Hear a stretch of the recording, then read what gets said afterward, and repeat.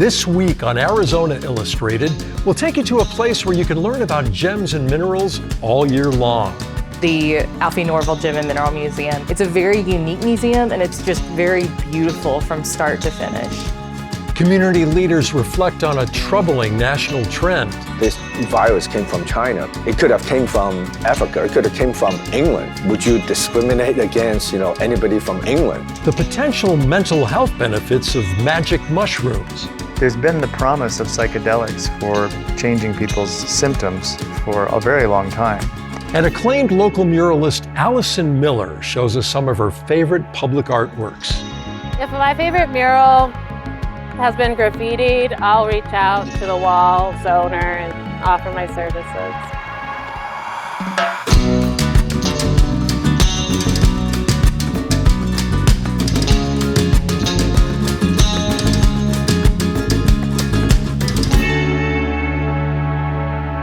Hello and welcome to Arizona Illustrated. I'm Tom McNamara.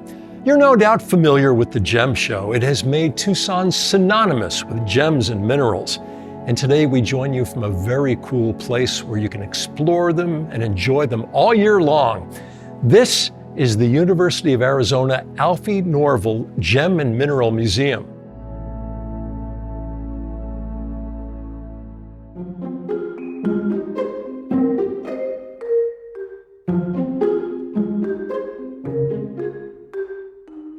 People can be treated to many different things when they come to this museum. We have beautiful galleries that tell kind of a really interesting, complete story from start to finish. We go from the evolution of minerals into the evolution of minerals here in Arizona, how mining happens, and then really from the mine to the finished product of jewelry.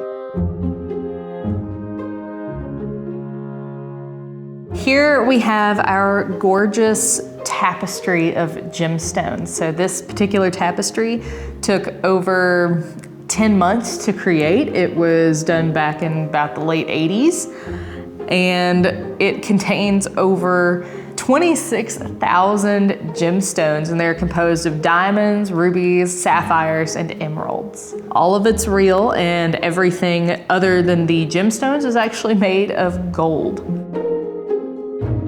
The tapestry will be here for 4 years, and it is a one-of-a-kind, very unique piece, and we are very excited to have it on display. We give people the opportunity to not only come when they're here at the Gem and Mineral Show, but we're open year-round, and we're very proud to have a very extensive collection that locals and visitors alike can enjoy. Here we have a very large entelodont skull, and an entelodont is a very distant relative of modern day pigs or wild boar.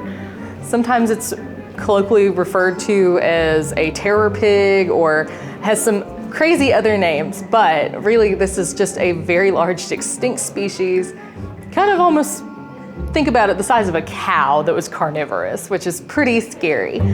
As you can see, they had very large heads and very large teeth.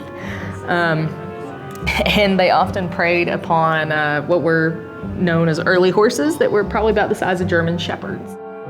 The skull was actually discovered in a river in Florida just a couple years ago, and it took a very long time to put all the pieces back together, but it is considered a complete skull.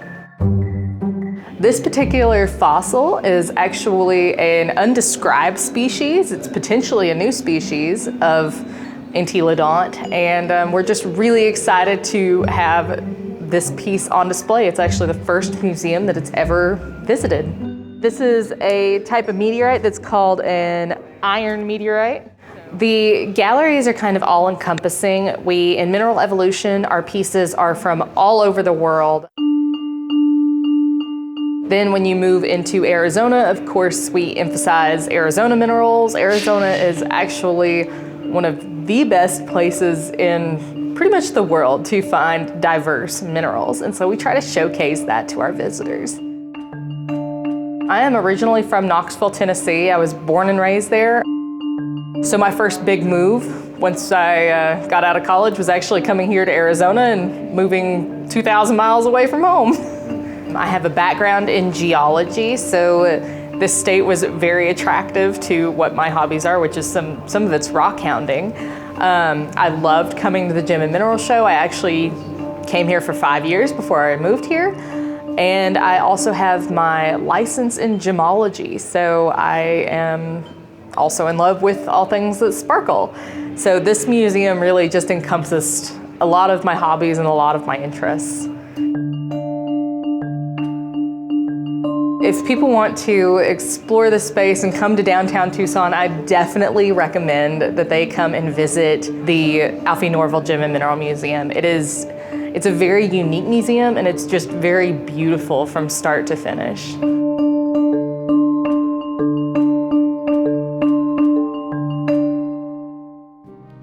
At the beginning of the pandemic, there was an alarming increase in violent attacks against Asian American Pacific Islander communities. And this was linked to rhetoric blaming Asian Americans for the spread of COVID-19. We spoke with a couple of leaders in the Asian American community here about how their friends and their loved ones are coping. We are here standing together because we are sad, we are angry, and we are exhausted by the roller coaster ride of emotions that we've all been dealing with today.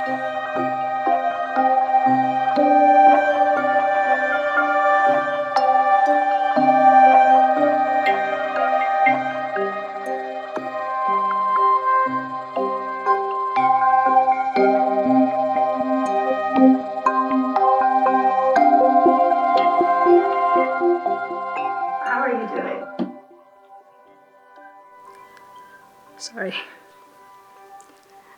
Many years ago, we chose to come here, not just to pursue the education, but also to pursue my freedom. And this country used to be the country all people look up, the humanity value. All people are equal. Doesn't matter the skin color, doesn't matter where you're from. That's a value we believe too. I never feel afraid, feared of anything. I feel equal like everybody else. But all of a sudden it was like, why this racial thing become such a big concern for the whole country? Why we're being targeted and we're being to be attacked, to be pointed finger to?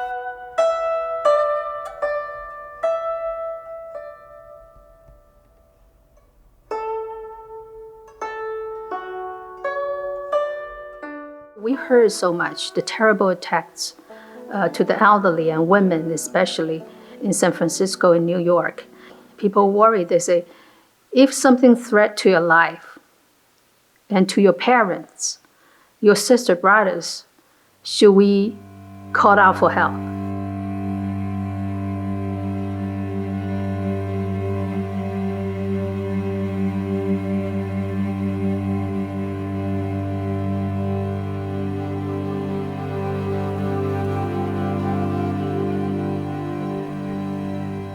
When I saw those discussions and concerns, and I said maybe we should reach out, we sit down with Tucson PD, and we invited some politicians and then from different departments to listen to our concern, to listen to the community's questions.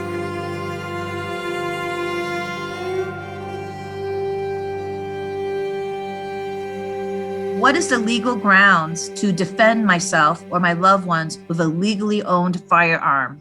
I am not interested in buying a weapon, but I do fear for my life right now. The treatment towards Asian American Pacific Islanders is uncalled for.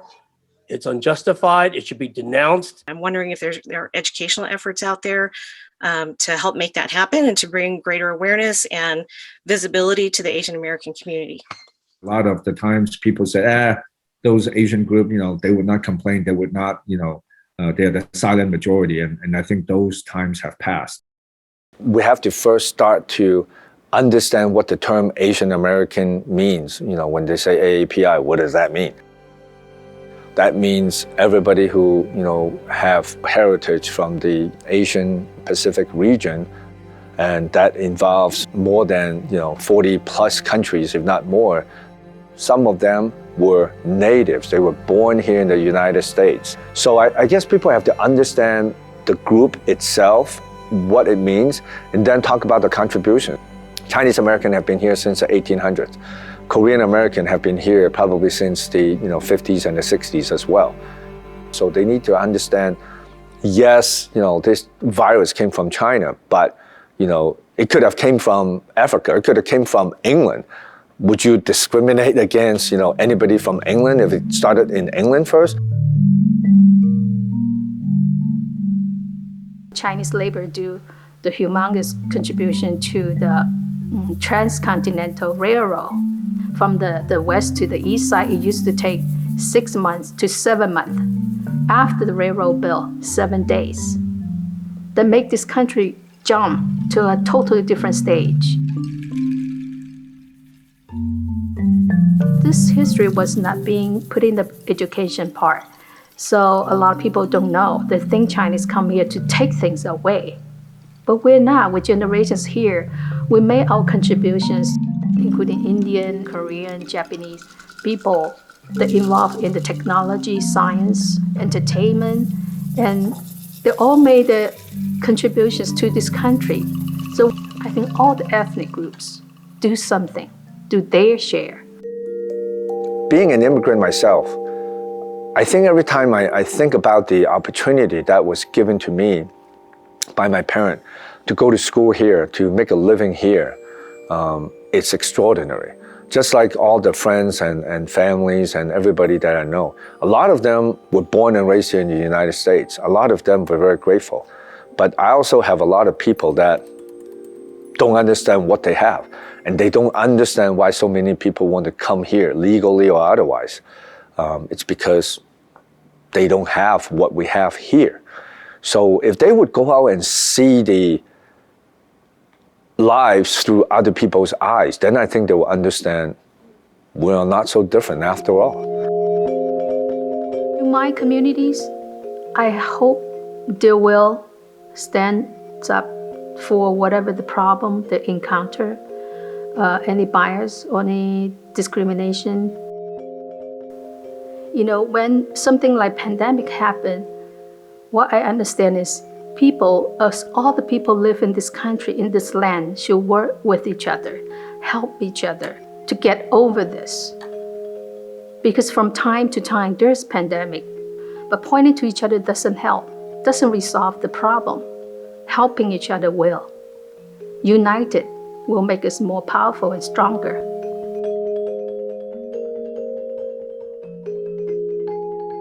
I wish everybody health and stay well throughout this next however many months. And when we can get together safely again, I invite everybody to come back to the Chinese Cultural Center to visit so that we can share our stories and get back together and go back on the road to normalcy. As Dr. Martin Luther King stated so eloquently, darkness cannot drive out darkness. Only light can do that. Hate cannot drive out hate. Only love can do that. We must participate actively in the dialogues that create the light to overcome racism and support healing in our communities. With mental health disorders on the rise, major universities have begun researching psychedelic substances and their potential impact on mental health. In fact, the University of Arizona is in the middle of a study involving psilocybin, or magic mushrooms, an obsessive-compulsive disorder. And their findings are raising eyebrows.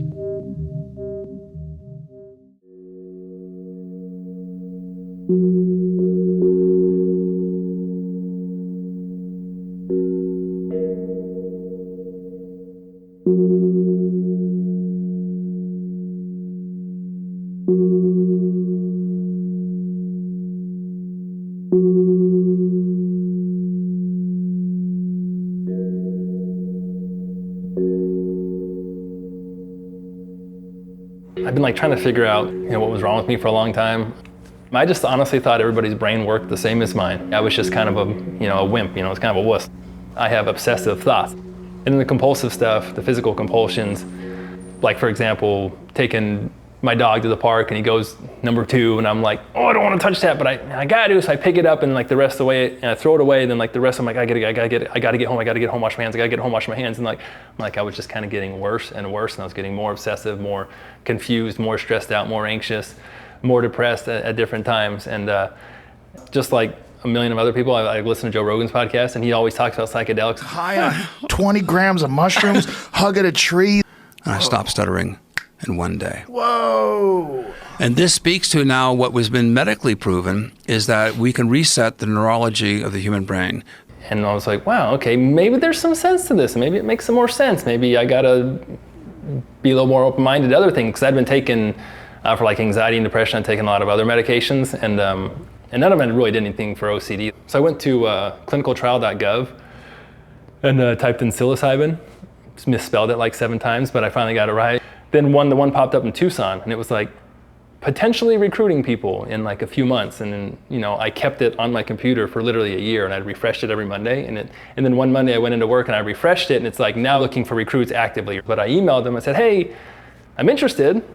Had like a phone screening, ultimately went down there once for like a 3-hour pre-screening. And I was in. I was scoring pretty high on the OCD scale, so.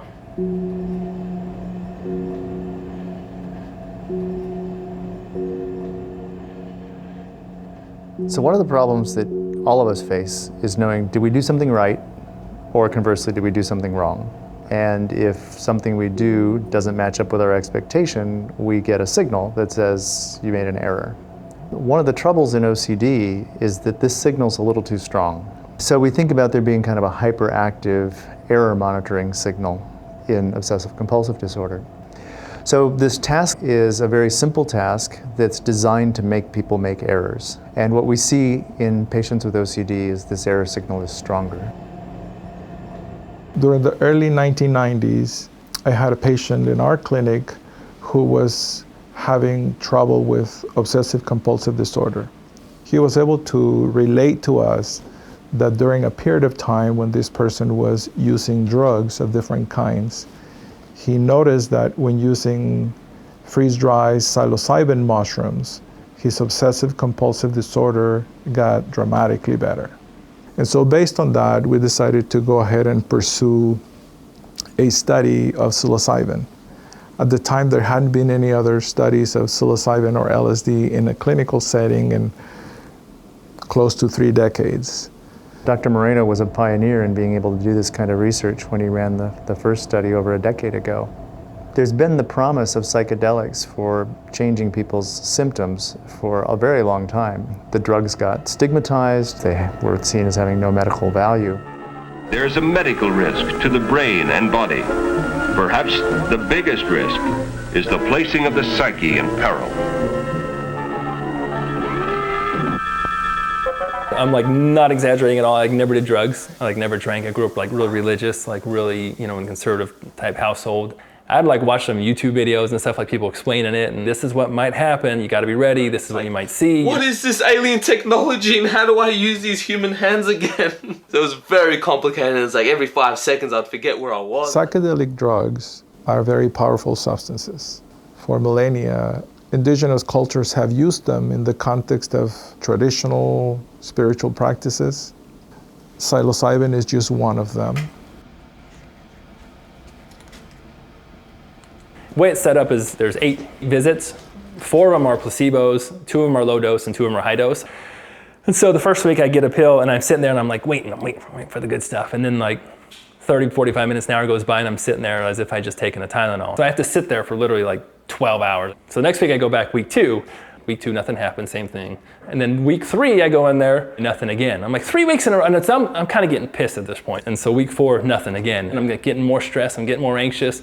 I feel like my OCD is like spiraling out of control. And then so week 5, he gives me a pill, and I'm laying there like 15, 20 minutes go by, and like 30 minutes, all of a sudden like my spine just starts tingling. My brain starts tingling. It's like on Star Wars when they hit light speed, and like all the lights just start flying by you, and I was like, oh my God.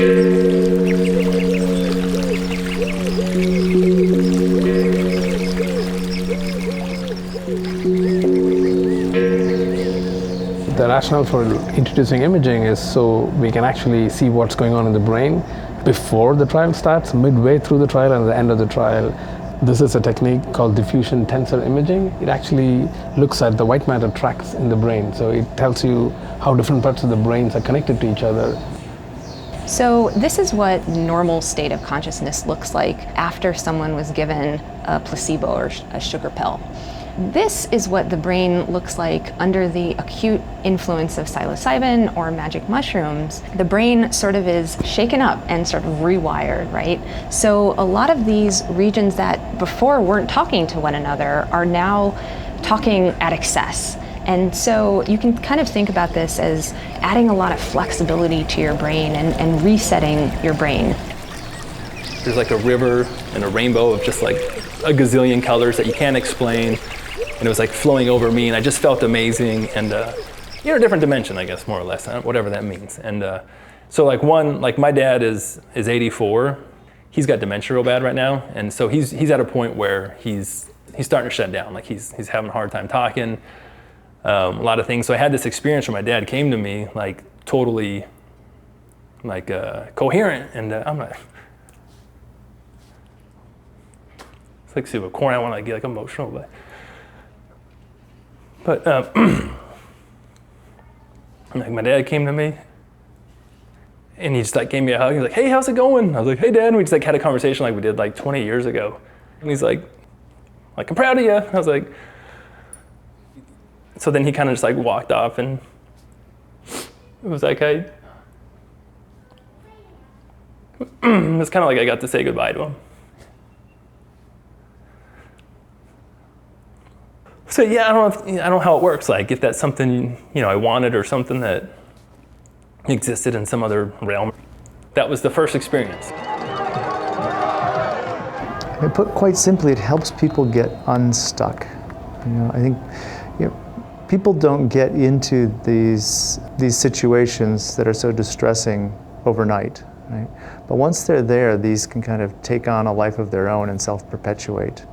And I think the drug offers a moment to step back and step out of that and see things differently. The obsessive thinking, which was the biggest problem I had, it went from like 100, on a scale of 1 to 100, I was like 99. It went down to probably like 20. It felt like you could like physically see whatever the compulsion was, and it kind of like, you like almost would see like this obsessive thing like dissipate. If you just think about the impact for the amount of time invested, what else could possibly be this strong? You don't often see something in psychiatry that will pretty immediately change an individual's symptoms that haven't been changed for years. I'm hopeful that it gets mainstreamed because, if somebody can get the same experience I had, the same help, the same benefit, yeah, that would be awesome. I mean, who doesn't want people to be happier?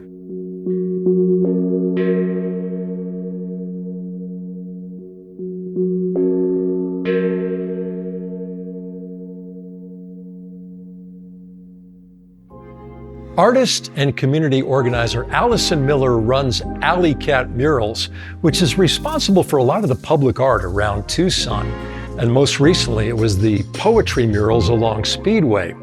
Well, next, she talks about 3 of her favorite murals around town and what makes them meaningful to her.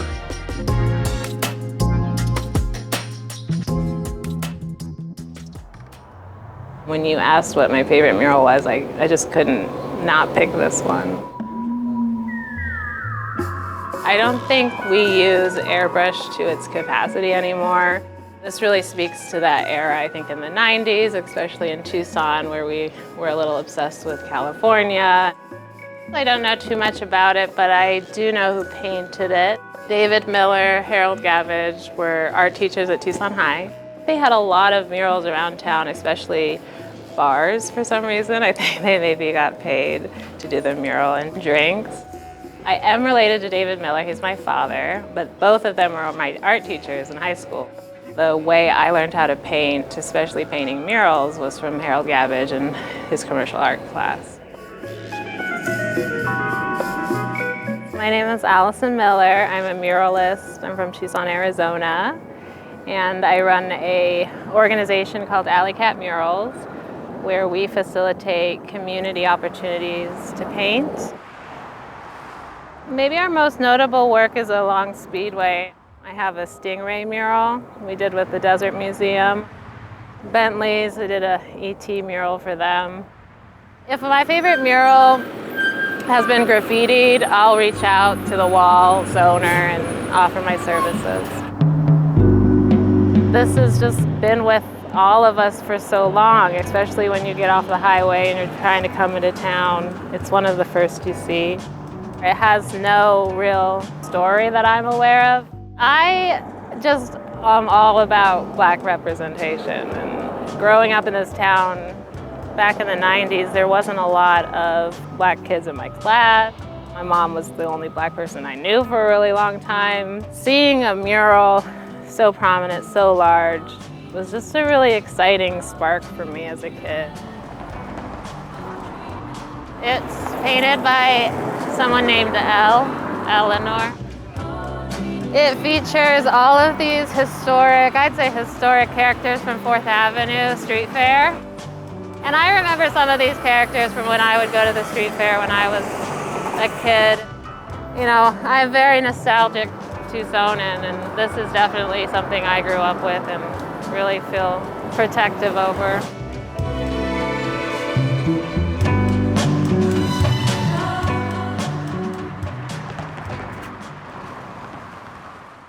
Like what you're seeing on Arizona Illustrated? Then connect with us on social media for even more Arizona Illustrated. Meet our team, go behind the scenes of Arizona Illustrated location shoots, see exclusive bonus content from our segments, and find out the stories behind the stories. Got an idea for the show? A comment or question? Let us know. Like, follow, and subscribe to Arizona Illustrated on Facebook, Instagram, and X. Thank you for joining us here on Arizona Illustrated. You know, this wraps up the 10th year of the new Arizona Illustrated, and we truly appreciate you being along all these years for all of our adventures.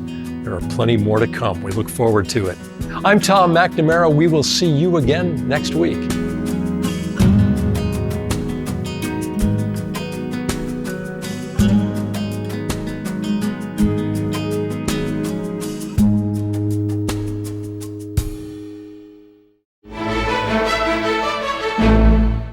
Hi, I'm Tom McNamara, host of Arizona Illustrated, and thanks for watching our entire show here on YouTube. And if you liked it, well, here are some stories from other episodes that we think you'll like.